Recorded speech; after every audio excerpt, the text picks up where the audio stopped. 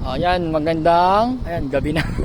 Hinapo na tayo. Ayan, nandito tayo sa ano ngayon. Kanina nandito tayo sa ano Cainta. Ngayon, tumakbo naman tayo dito sa ano, sa Tanawan, Batangas. O, di ba? Lapit lang. Ito, Access Suzuki naman ulit.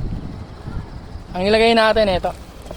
Tia original and then Celo X160 watts. Ayan, usually, yung sa mga ginagawa ko, ayan, tatago siya. Ayan, ayan yung mata niya. Tapos sa switch, ang lumabas lang ito. Ayan yung low. Ayun o. Ayun siya. Medyo maliwanag pa rito eh. Pero tignan mo na yung buga ng ilaw niya. Oh. Ito yung high. Boom. Parang buong ano na sir. Buong straight yun eh. Ayan o. Pag naka-off, passing light sa high. And then pag naka-low.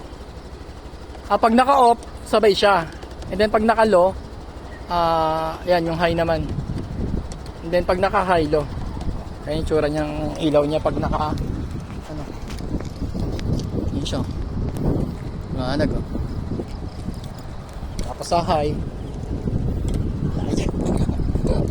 Ayun na, ilaw.